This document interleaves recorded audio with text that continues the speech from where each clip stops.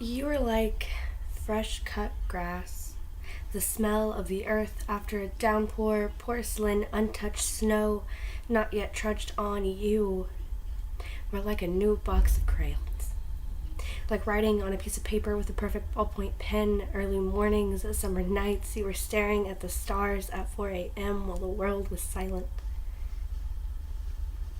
When people ask me about you, how long we've been together, how well things are working out for us, I always find myself dumbfounded, unsure of how to answer. Don't get me wrong. It's not because I don't know what to say, but because I can't say it all.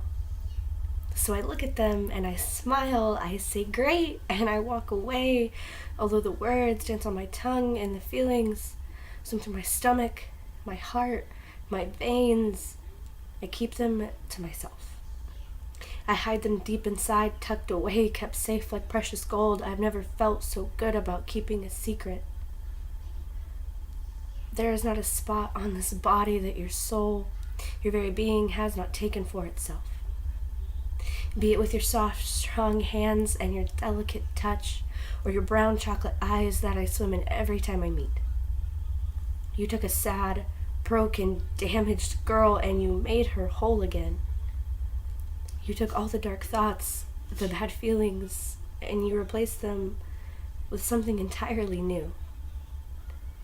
You have managed to make me feel so complete.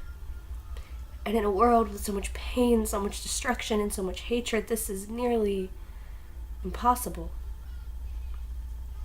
There was a time when the only way that I could write was when I was fighting every demon that's ever called my body home, every poem, a new scar, a remembrance of the pain, every tear fallen on torn notepads and misspelled words, blood pouring from my wrists into the bathwater while I scanned my brain for the metaphor here.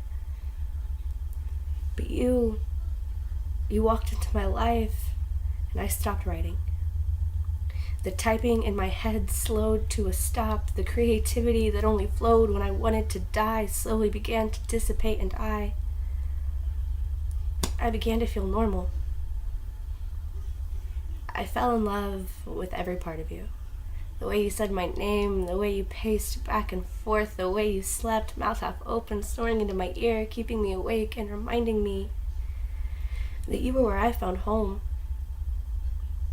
So naturally, when you told me that you didn't feel the same about me anymore, I picked up my pen. I pressed it to the paper and I wrote the first thing that came to mind. I wrote about how when I was a little girl, I always believed that the love of my life was staring at the same stars, and one day we'd find ourselves lying on the grass and naming constellations that we made up on the spot. But I went outside and there were no stars in the sky, no love left to be given, no comfort in the words that I wrote. Hello, rock bottom. Hello, heartbreak. Hello, self-destruction. Hello, crying at 4 a.m. when my throat burns like I just chain-smoked a whole pack of cigarettes. Or maybe it's the 6 shots of Fireball that I insisted on taking because I'm sick of feeling so cold, because I needed something to press my lips against, because you haven't kissed me in months and I am so scared that I will forget. Learning to be okay after heartbreak is not a lesson easily learned. A battle not easily won, but maybe that's because there is no winner. I buried myself in Friends reruns and pizza Lunchables. I burned every picture, every sappy post removed. I joined Tinder. I have learned that no matter what, I will always love you. You will always be my shining light, my saving grace. Every cheesy love song will always be about you. But for now, you are just a poem, an idea, a bunch of words sloppily thrown together, and I am an author, writing my own story, my own tale, my own happy ending. I am learning to write and exist at the same time, learning to love myself and the words that I put on the paper. I am learning to be whole without you, learning to take back the parts of myself that I gave to you, learning to finish a poem, to eat a meal, to spend time with people whose feelings never changed. There is no winner in heartbreak, but I will always come out on top. And eventually, I will be okay. When people ask me about you, I no longer keep you a secret. I tell them that you left, that your feelings changed, that I wasn't what you wanted anymore. And they always tell me that they're sorry.